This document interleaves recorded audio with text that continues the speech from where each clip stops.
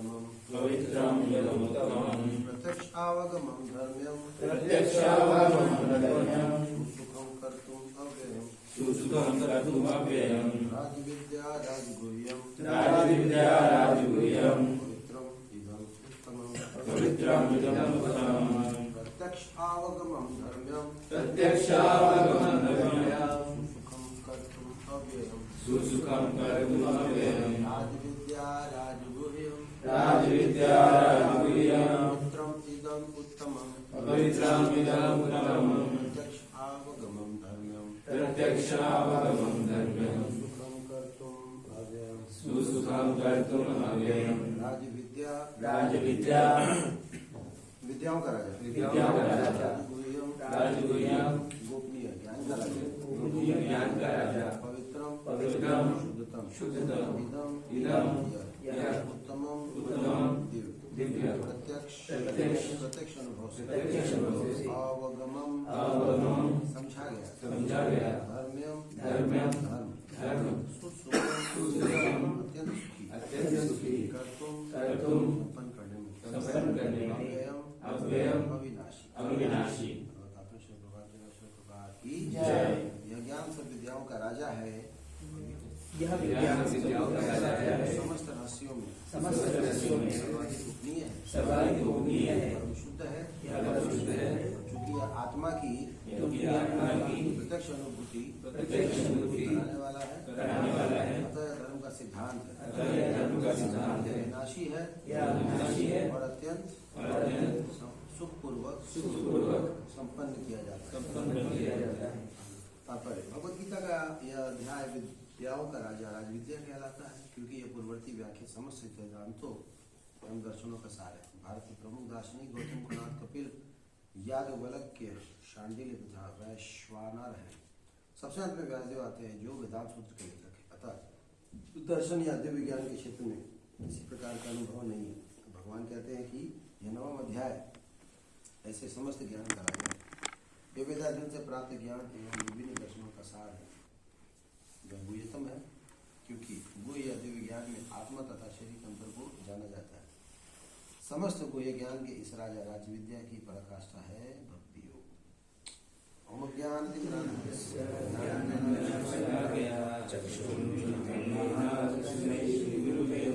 श्री चैतन्य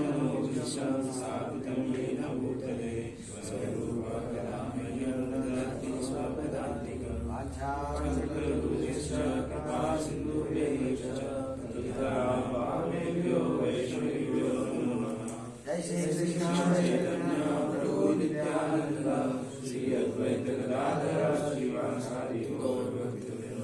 हरे कृष्ण कृष्ण कृष्ण हरे हरे हरे राम राम राम हरे हरे। राजविद्या राजगुह्यम पवित्रम प्रत्यक्षावगमं धर्मं सुसुखं कर्तुम् अव्ययम्। तो पुस्तक वितरण के दौरान अक्सर जब हमारा सामना लोगों से होता है तो लोगों के मन में सबसे पहला सवाल ये होता है ये क्या है। हालांकि दिखता है उनको गीता है, पढ़ भी लेते हैं, लेकिन फिर भी उनके मन में रहता है कि क्या है। और हमारे पास बहुत ही कम समय होता है और बहुत ही कम समय में हमें उनको इंट्रोड्यूस कराना होता है ये क्या है। इसके 700 श्लोक हैं, सारे श्लोक इम्पोर्टेंट है, लेकिन ये ध्यान रखना चाहिए कि हमें सिर्फ किताब बेचना नहीं है। वो किताब लेना ले उसके दिमाग में डेंट मार देना है। डेंट जानते हो, जैसे मान लो गाड़ी में ना मार दिया एक हथौड़ा, कोई गाड़ी जा रही है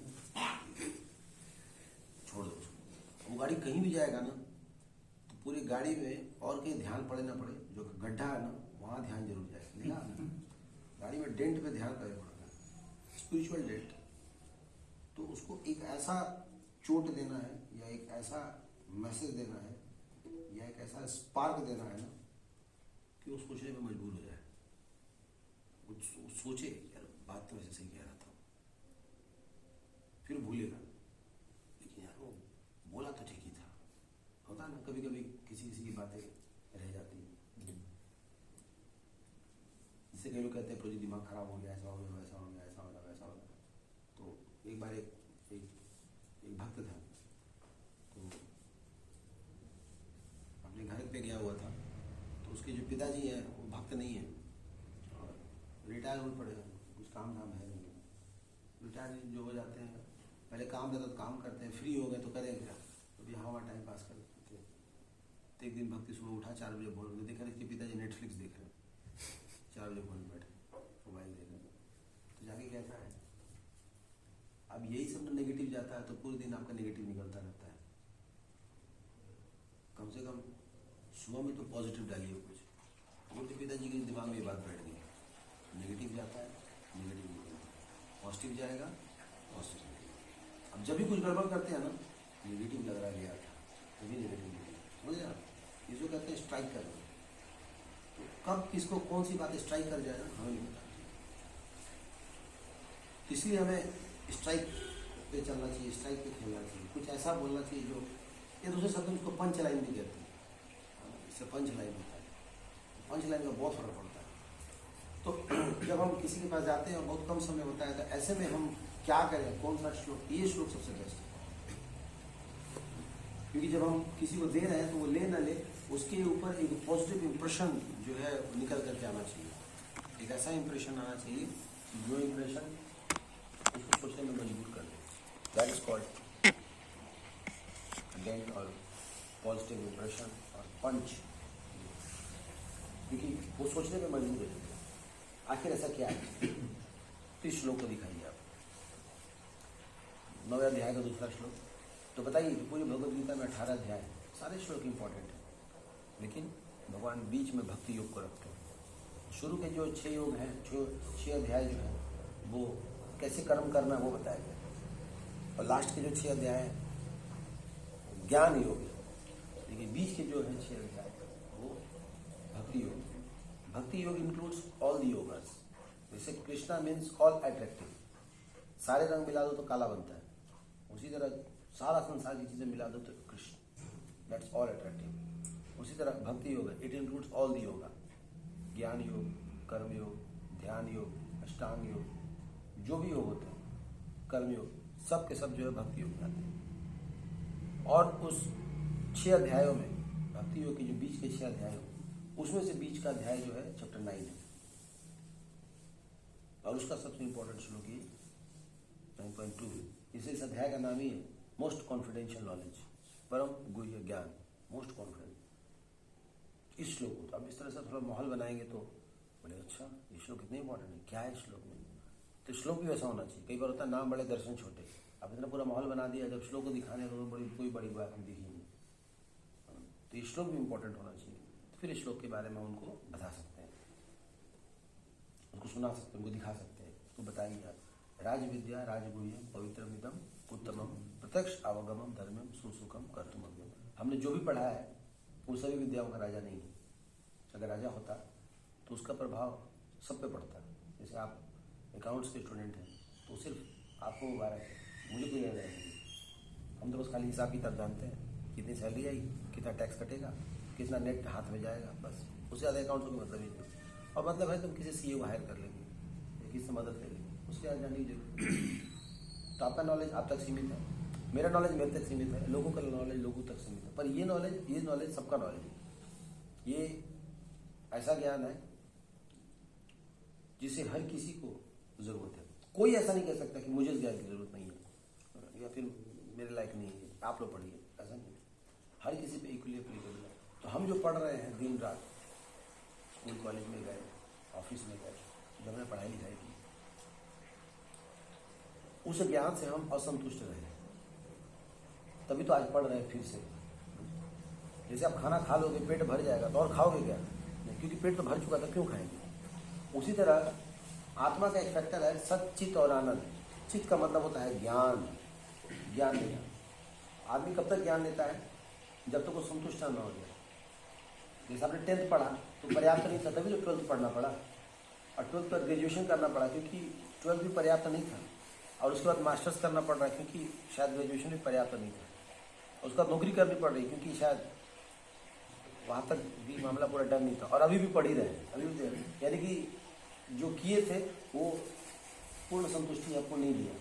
पर भगवद गीता में ऐसा नहीं है, आध्यात्मिक ज्ञान ऐसा नहीं है। आप जब पढ़ लोगे तृप्त हो जाएंगे, संतुष्ट हो जाएंगे, फिर आपको कुछ और करने की या जानने की इच्छा ही नहीं होती। ये समम बोनम है, पूर्णम है, कंप्लीट सेटिस्फैक्शन जो है देता है।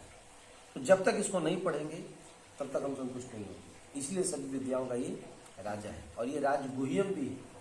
राजगुह्यम इसलिए है क्योंकि ये कॉन्फिडेंशियल है।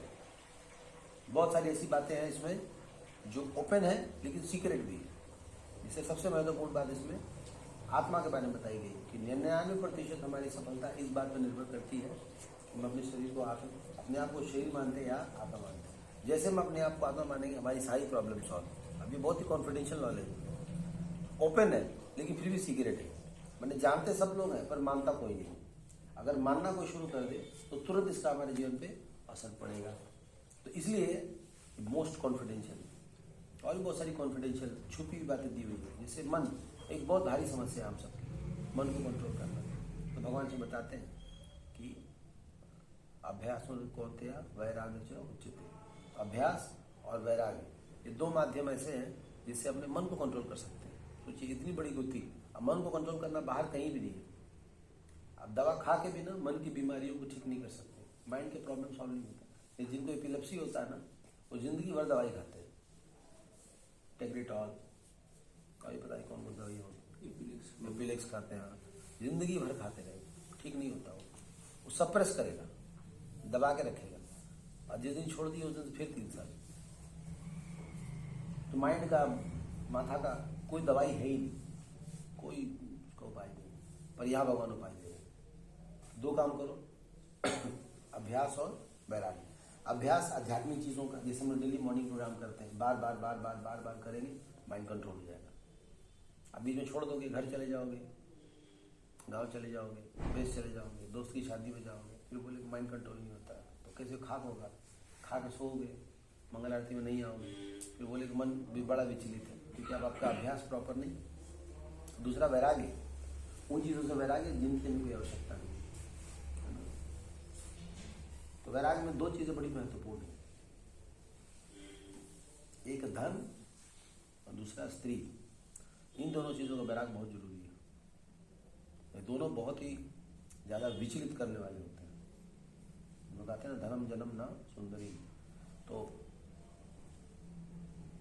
चाणक्य पंडित ने कहा है मात्रवत परदारेशु परदर्वेशु लौष्टवत आत्मवत सर्वभूतेषु यह पश्यति स पंडिता। तो किसका मन शांत रहता है, पंडित कौन है, तो 3 काम करेगा वो शांत रहेगा, बहुत ही सुकून में रहता है, जीता है आराम से। पंडित ज्ञान रहता है उसको। मात्रवत परदारेशु, दूसरी औरतों को माँ के समान देखता है। परदर्वेशु लौष्टवत, दूसरे के पैसे को कूड़े के समान देखता है। जो कूड़ा देखते हैं तो अट्रैक्शन होता है क्या, कितना कूड़ा है यार यहाँ से, ऐसा फील नहीं होता ना कभी। कोई देख नहीं, उठा ले कूड़ा, कब से फील होता है, देखते भी नहीं, मुंह घुमा लेते हैं। वैसे ही दूसरे का पैसा देख के होना चाहिए। जैसे मान लो कमरे में गए, 100 रुपये गिरा हुआ है, कितना बदबू कर रहा है 100 रुपया, ऐसा होना चाहिए, तब ऐसा माइंड कंट्रोल होता है। आत्मवत सर्वभूतेषु, जैसी इज्जत हम चाहते हैं ना वैसे दूसरों को देना चाहिए। तो 3 काम करेगा, दिमाग बड़ा ठंडा रहता है। अब इसी के अपोजिट अगर कर दो तो दिमाग खराब रहता है। जैसे कि आप दूसरों को कुछ बोल दो और उसका वो आपको बोलेगा तू निकल बाहर, देखो फिर कैसा दिमाग हो जाता है। आपने किसी को डिस्टर्ब किया, अब वो भी आपको डिस्टर्ब कर दिया, या फिर आपके पीछे पॉलिटिक्स कर रहा है, आपके पीछे बातें बना रहा है, कुछ ना कुछ, मैं आपकी बेइज्जती कर रहा हूँ, आप चैन से नहीं रह पाओगे। या फिर आपने दूसरे का पैसा लेकर रख लिया है, अब आप देखो अब चैन से नहीं रह पाओगे। ये बिजनेसमैन लोग इतने परेशान क्यों रहते हैं, इतना कमाते हैं, कमी तो कोई है नहीं, पर इतना कमाने का परेशान क्यों रहते हैं, क्योंकि झूठ बोल के पैसा कमाते हैं। बिजनेसमैन तो कोयला बच्चा श्रीधर की तरह होना चाहिए। कितना शांत थे वो, देखा है, ऐसा बिजनेसमैन होता है जो लेता है सिर्फ उतना ही अपने पास रखता है जितनी चीजें होती है, बाकी सब गंगा पूजा में यहाँ वहाँ, अपने लिए भी इतनी। धोती में कितने छेद थे, घर में छेद था, वैसा बिजनेस हम झूठ बोल के पैसा कमाते हैं, इसीलिए परेशान होते हैं और अपने लिए कमाते हैं। वो गंगा जी के लिए कमाते थे। गंगा जी भगवान की एक्सपेंशन, उसी तरह मातृवत परदारिशु, दूसरे स्त्रियों को अगर तो ये जो ऑपोजिट जेंडर का चक्कर होता है ना, बहुत ज्यादा विचलित करता है, माइंड उसका बहुत डिस्टर्ब रहता है। और उसका तो रहता ही है, उसके अगल बगल वालों का भी रहता है, वो भी पूरा विचलित रहता है। जैसे मान लो आपको किसी का अफेयर पता चल गया, इसका अफेयर है, उसको आपको लेना देना नहीं है, लेकिन आप बड़े विचित्र रहोगे, आप बड़ा इंटरेस्ट लोगे, फिर क्या होगा, आगे क्या होगा? माइंड बहुत ज्यादा फ्लिकर करता है, बहुत फ्लिकरिंग। अभी हम सब लड़के बैठे हैं, कितना आराम से बैठे, एक माता जी आके बैठ जाएंगे, पूरा क्लास एकदम अटेंटिव हो जाता है, सब सीधे हो जाएंगे, कोई बाल वाल ठीक करेगा, जैकेट वैकेट ठीक करेगा, तो हमें देख तो नहीं रही हमें मुझे देख रही है। बहुत देर रिसर्च करने के बाद जब मुड़े तो पता चला वो बड़े वाली लड़की नहीं, कोई लड़का था।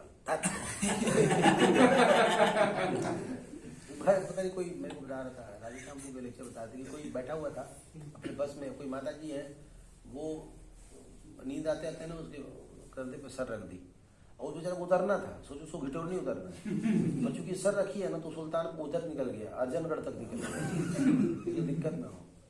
और जब बाद में द्रोणाचार्य पहुंचा, देख रही तो लड़का हट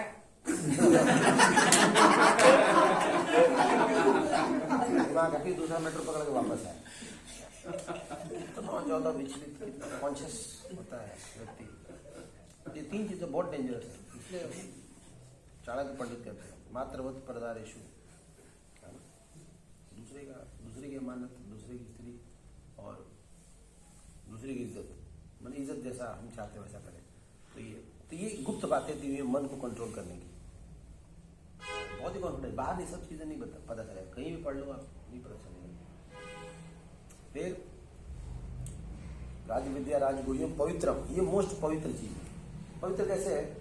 भगवान खुद पवित्र है, इन्होंने जो बोला वो भी पवित्र है, और हम इसको पढ़ेंगे तो हम भी पवित्र हैं। इसलिए खाली आप सुबह शाम इसको अगर एक श्लोक भी अगर आप पढ़ो ना, तो प्यूरिफाई हो जाएंगे। तो बाहर से प्यूरिफाई होते हैं स्नान करके, साफ वस्त्र पहन के, साफ खाना खा के, साफ बातें करके, लेकिन अंदर से पवित्र होते हैं हम आध्यात्मिक रूप से। तो डेली भगवान के इन श्लोकों को उच्चारण करने से ना एक अजीब सा प्यूरिफिकेशन आ जाता है, बड़ी शुद्धिकरण होती है। तो इसलिए इन श्लोकों के ऊपर मेडिटेट करना चाहिए, फोकस करना चाहिए। भगवान के जो शब्द हैं बहुत ही प्यूरिफाइंग, सुनते ही जो है अंदर से हम परफेक्ट हो जाते हैं। उत्तमम, उत्तमम का मतलब है कि ये आपको सबसे टॉप मोस्ट डेस्टिनेशन प्रोवाइड करेगा, सर्वोत्तम है उत्तमम। हम सबका कुछ ना कुछ जीवन का लक्ष्य है, पर वो सर्वोत्तम लक्ष्य नहीं। तो सबसे उत्तम लक्ष्य कौन सा लक्ष्य है? वो लक्ष्य जो आपको बैकुंठ तक लेके जाए। तो ये भगवद गीता हमें वहां ले जाता है। न तद भाष्यते सूर्यो न शशांक न पावका यद गत्वा न निवर्तन्ते तद धामा परमम मम। परम है, टॉप मोस्ट वाले, ये भगवद गीता में वाले, इसलिए हमसे उत्तम है। प्रत्यक्ष आवागमम, और ये आज के समय में भी उतना ही एप्लीकेबल है। अगला वर्ड आता है दूसरे लाइन में, पहला वर्ड है प्रत्यक्ष आवागमम। आज के समय में भी उतना ही प्रैक्टिकल है जितना अर्जुन के समय में था। ये नहीं सोचना चाहिए कि ये नॉलेज पुराना हो गया। हमारे स्कूल की किताबें पुरानी होती है, वो आउटडेटेड होती है। ये ज्ञान अजो नित्य शाश्वतम पुरानो, हमेशा नित्य है, आत्मा की तरह, ये कभी पुराना नहीं होता। तो आज भी प्रत्यक्ष आवागमम आज भी उतना ही एप्लीकेबल है। जैसे प्रकृति के 3 गुणों के बारे में पढ़ेंगे आप, तो उसमें भी उतना ही वही सारी बातें एप्लीकेबल है। प्रकृति के 3 गुण क्या दिए हुए? सत्वगुण, रजोगुण, तमोगुण। उसमें दिया हुआ है कि 3 प्रकार के लोग होते हैं, सात्विक, राजसिक और तामसिक। अभी भी है 3 प्रकार के लोग। कुछ लोग तामसिक प्रवृत्ति के हैं, गंदा खाते हैं, गंदे तरीके से रहते हैं, उनकी सोच जो बड़ी घटिया, तामसिक। तो पशु नहीं। राजसिक भी है, कुछ लोग मसालेदार, तीखा, चटाकरण, बहुत ज्यादा भाग दौड़, प्रतिस्पर्धा, कंपटीशन खून में भरा हुआ है, राजसिक। और सात्विक लोग भी हैं आज के समय में, शांत रहते हैं, सुकून में रहते हैं, सभ्य तरीके से रहते हैं, साफ सुथरे रहते हैं, शाकाहारी चीजें खाते हैं, सुबह उठते हैं और भगवान का भजन करते हैं। तो उस समय भी था ही, अभी भी है। फिर भगवान ने एक और श्लोक में कहा है, प्रत्यक्ष अवगमन धर्म्यम, उसमें प्रूफ कर सकते हैं। वह है चतुर्वर्ण्य मया सृष्टम गुरु पर कर्म विभाग। पहले भी 4 प्रकार के वर्ण और 4 प्रकार के आश्रम होते थे, अभी भी है ना। पहले भी लोग ऐसे होते थे जो समाज में लोगों को ज्ञान देते थे। कुछ लोग होते हैं जो समाज की रक्षा करते हैं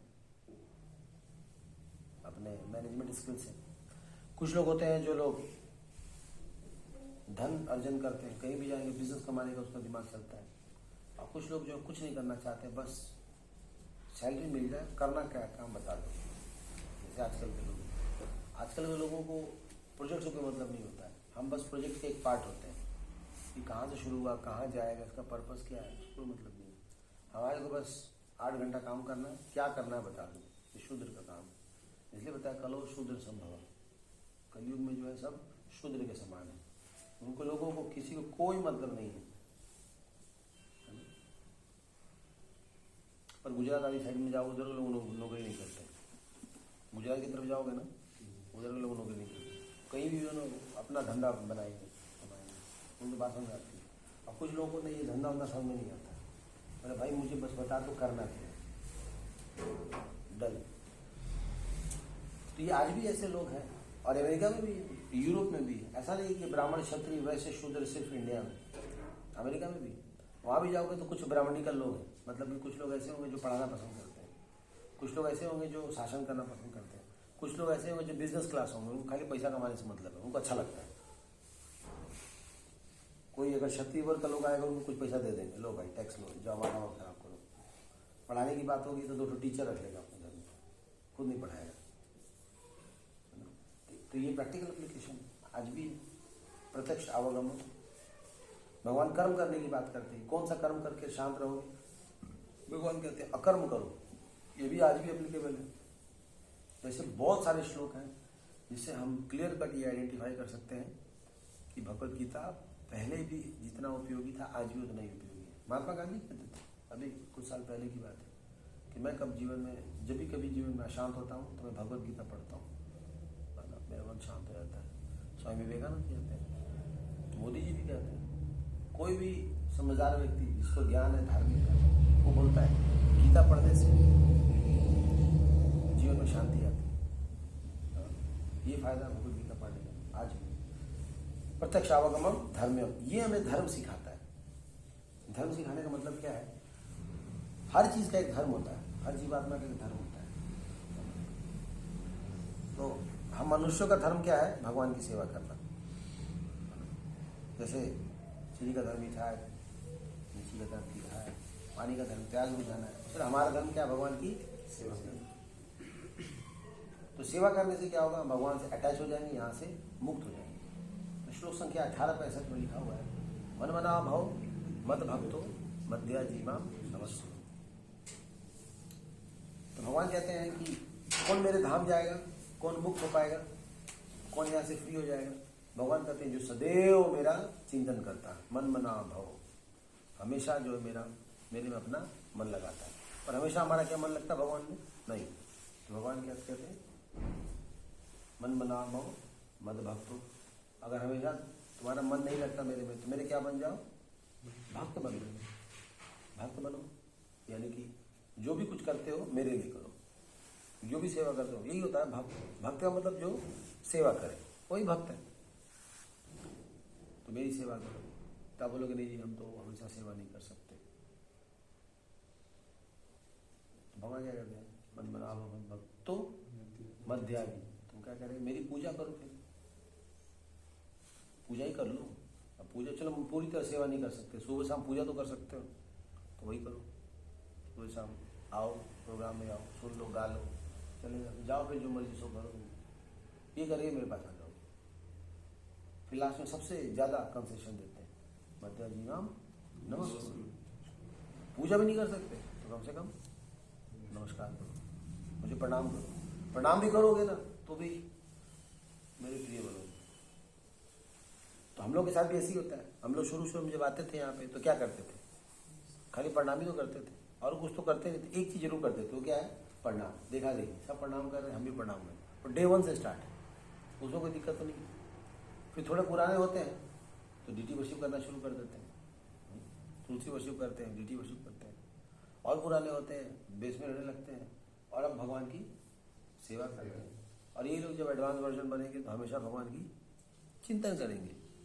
सिंपल है, भगवान का सरल तरीका नहीं है, ईजीएस्ट टू ईजीएस्ट तरीका है और बेस्टेस्ट टू बेस्टेस्ट। तो जहाँ पे भी है हमें ये ध्यान रखना चाहिए कि हमें ऐसे स्टेज पे पहुँचना है जहाँ पे निरंतर भगवान की सेवा, नित्य भागवत सेवा। भगवान की सेवा कैसी होनी चाहिए? नित्य, लगातार। ये हमारा धर्म है। और जो अपना धर्म का पालन करता है वो खुश रहता है। जिसका जो धर्म है ना उससे पालन कराओ खुश रहेगा। जैसे घोड़े का धर्म है भागना, उसको जितना भगाओगे तो खुश रहता हो। ये आदत हमें दया लगता है, यार बेचारा थक गया होगा, नहीं उसको काम ही नहीं, वो तो बैठ भी नहीं सकता, उसके पीछे के पैर नहीं मुड़ते, खड़े खड़ी सोता है। उसको बनाया इसलिए भगवान ने। तो जिसका जो नेचर है ना उसके हिसाब से कराओगे तो खुश होगा, है ना। हम अपने नेचर के विपरीत करते हैं इसलिए दुखी हो जाते हैं। तो हमारा नेचर क्या है? सेवा करना। किसकी सेवा करना? भगवान की सेवा करना। अभी हम सेवा तो कर रहे हैं, लेकिन किसकी कर रहे हैं? अपने घर वालों की कर रहे हैं, अपने दोस्तों की कर रहे हैं, अपने बीवी बच्चों की कर रहे हैं, अपने समाज की कर रहे हैं, अपने देश की कर रहे हैं, इसीलिए असंतुष्ट है। सबसे पहले सेवा भगवान की होनी चाहिए। उन्हीं से ही सब कुछ है, उन्हीं से हम हैं और हमसे बाकी लोग जुड़े हुए हैं। तो भगवान की सेवा होनी चाहिए। जो ऐसा करता है वो धर्म का पालन कर रहा है। धर्मम सुसुखम। और ये क्या है? हमें आनंद प्रदान करता है। भगवद गीता हमेशा आनंद प्रदान करता है। जैसे अब कोई भी श्लोक उठा लो, कहीं से भी उठा लो, रैंडमली खोल लो, कोई भी श्लोक खोल लो। मालवीय श्लोक हमने बोला, भक्तों का उद्धार करने, दुष्टों का विनाश करने तथा धर्म की फिर से स्थापना करने के लिए मैं हर युग में प्रकट होता हूँ। प्रकट होते हैं भगवान। भगवान ये हमारे लिए एप्लीकेबल नहीं, सबके लिए एप्लीकेबल है। भगवान हर युग में आते हैं, महाप्रभु आए हरि नाम लेकर के। कोई भी श्लोक खोलेंगे आप, एकदम से मान लो आप एकदम से वीर श्लोक खोलेंगे, देखिए क्या लिखा है। अर्जुन ने कहा, अपने नित्य गुह्य आध्यात्मिक विषयों का मुझे उपदेश दिया है, उसे सुनकर अब मेरा मोह दूर हो गया है। तो जब आप आध्यात्मिक चीजें सुनते हैं तो मोह दूर होता है कि नहीं होता है? आप बोलोगे नहीं मेरा तो नहीं होता, आप लोगों का होता होगा, ऐसा तो नहीं है। ये हम पे एप्लीकेबल है, सब पे एप्लीकेबल है। इवन जो इंडियंस नहीं है उन पे भी एप्लीकेबल है। तो कोई भी श्लोक अगर पढ़ेंगे आप ना तो क्या है? सुसुखम, ये आपको आनंद प्रदान करेगा। और कहीं से स्टार्ट कर सकते हैं, ऐसा नहीं कि पिछले एपिसोड में क्या हुआ, कहीं से शुरू करो, चलता है। इवन एक श्लोक ही पढ़ेंगे ना तो भी चलता है। तो ये है सुसुखम। जैसे गुलाब जामुन कहीं से भी काटो, शकरकंद कहीं से भी काटो, वो मीठा ही लगेगा, उसमें कोई पार्ट खराब नहीं होता। उसी तरह ये कहीं से ही पढ़ेंगे आपको अच्छा लगेगा, बेस्ट लगेगा। लास्ट में आता है सुसुखम कर्तुम अव्ययम, ये कभी विनाश नहीं होता। व्यय का मतलब खर्च, खत्म, ऐसा कभी नहीं होता। कभी नहीं होता कि भगवद गीता पढ़ ली हमने, जितनी बार पढ़ेंगे उतनी बार नया रियलाइजेशन होगा, नया साक्षात्कार आता है। अव्यय कभी चेंज नहीं होता, कभी अपडेट नहीं होता, कभी रिप्लेस नहीं होता। इसमें कोई मोबाइल की तरह अपडेशन नहीं आता, ये हमेशा से था, है और रहेगा। तो ये बेस्ट श्लोक है किसी को इंट्रोड्यूस कराने के लिए कि व्हाट इज भगवद गीता। भगवद गीता है क्या? 9.2 दिखाइए। ये भगवद गीता की परिभाषा है। ये श्लोक, इस श्लोक से पूरी भगवद गीता को एक्सप्लेन कर सकते हैं। ये राजविद्या है, राज के गुह्यम है, मतलब कि गोपनीय है सारी बातें, है ना। ये पवित्र है, उत्तम है, ये आज भी एप्लीकेबल हो सकता है। ये हमें धर्म सिखाता है और ये बहुत मीठा है, कहीं से भी आप खाइए, आध्यात्मिक मीठा है और कभी खत्म नहीं होता, कभी इसका समापन नहीं होता। तो इस प्रकार से जब हम सिस्टमेटिकली लोगों को इस ग्रंथ के बारे में बताएंगे तो वो लोग सोचेंगे फिर कि सच में यार हम तो जो पढ़ रहे हैं वो तो टॉप मोस्ट है ही नहीं, क्योंकि हम हर साल चेंज कर रहे हैं, तो टॉप मोस्ट कैसे हो सकता है। कॉन्फिडेंशियल बारे में बताएंगे तो आत्मा के बारे में तो सच में कहीं नहीं दिया हुआ, कोई किताब है नहीं जिसमें आत्मा के बारे में दिया हुआ। भगवद गीता किसी धर्म ग्रंथ में नहीं दिया हुआ है आत्मा रूह के बारे में, तो लोग मानते ही नहीं इस बात। और यह है कि आत्मा रूह जो है अलग अलग जन्म लेता अपने कर्म के अनुसार, और ये सुसुखम है, कहीं से भी पढ़िए आपको समझ में आएगा, आनंद आएगा और कभी खत्म ना होने वाला, अव्यय। ठीक है, this is the best shloka to start with. किसी को कन्विंस करने के लिए इस श्लोकों से स्टार्ट कर सकते हैं। प्रभुपाद की जय।